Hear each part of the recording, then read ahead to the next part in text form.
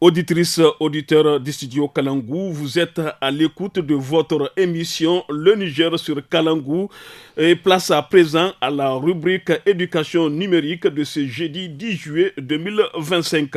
Aujourd'hui, on parle d'un sujet technique mais très important pour l'Afrique et même pour le Niger, la crise à l'Afrinique, l'organisation qui distribue les adresses Internet en Afrique, l'ICANN, l'organisme mondial qui surveille l'Internet, menace de ne plus reconnaître Afrinique, ce qui pourrait poser de grands problèmes pour l'Internet sur le continent. Pour vous aider à mieux comprendre, nous sommes avec Ousmane Mamoudou qui est journaliste au studio Kalangou. Bonsoir Ousmane. Bonsoir Mokhtar, bonsoir Mariam et bonsoir à tous les auditeurs. D'abord, Ousmane, dis-nous c'est quoi exactement Afrinique et pourquoi ça pose un problème s'il y a une crise là-bas? Alors, je vais essayer d'expliquer ça simplement. Alors, Afrinic, c'est African Network Information Center. C'est une organisation, en fait, qui est basée à l'île Maurice, qui gère les adresses Internet pour toute l'Afrique. Alors, en fait, tous les appareils connectés à Internet, comme un téléphone ou un ordinateur, a besoin d'un numéro spécial pour se connecter. Un peu comme un numéro de téléphone ou une adresse, finalement, de votre maison. Et ce numéro, c'est ce qu'on appelle une adresse IP. Alors, le IP, c'est pour Internet Protocol.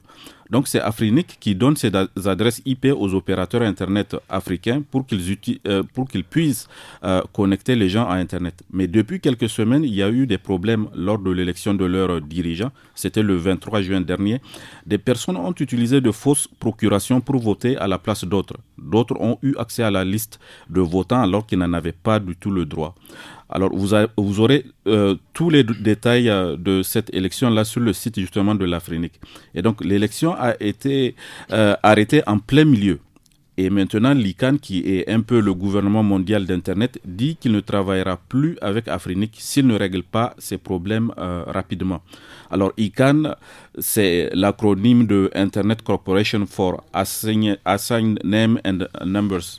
Alors, Ousmane Mamoudou, et si l'ICANN arrête de reconnaître Afrinic, qu'est-ce que ça veut dire pour nous ici au Niger? Alors, ça serait vraiment un peu grave parce que si l'Afrinic n'est plus reconnue, plus aucune adresse Internet ne pourra être donnée en Afrique. Ça veut dire que si un opérateur téléphonique ou un fournisseur d'accès Internet au Niger veut créer de nouveaux services, il ne pourra plus connecter de nouveaux clients. Une mairie, par exemple, qui veut mettre en place un service en ligne pourrait être bloquée aussi. Une start-up nigérienne aussi qui veut proposer une application ne pourra pas fonctionner correctement. Tout le développement numérique serait un peu ralenti. Donc, ça touche aussi bien les entreprises que les gouvernements. Exactement, et aussi les jeunes qui veulent se former ou créer dans le numérique. Internet, c'est pas seulement pour le loisir. C'est devenu essentiel pour travailler, pour apprendre, pour gérer une entreprise ou même suivre les informations. Si Afrinic ne fonctionne plus correctement, toute l'Afrique numérique pourrait en pâtir. Et pour un pays comme le Niger qui veut rattraper son retard numérique, ce genre de crise peut freiner les projets des uns et des autres. Alors, Ousmane Mamoudou, dites-nous, y a-t-il des solutions à cette crise?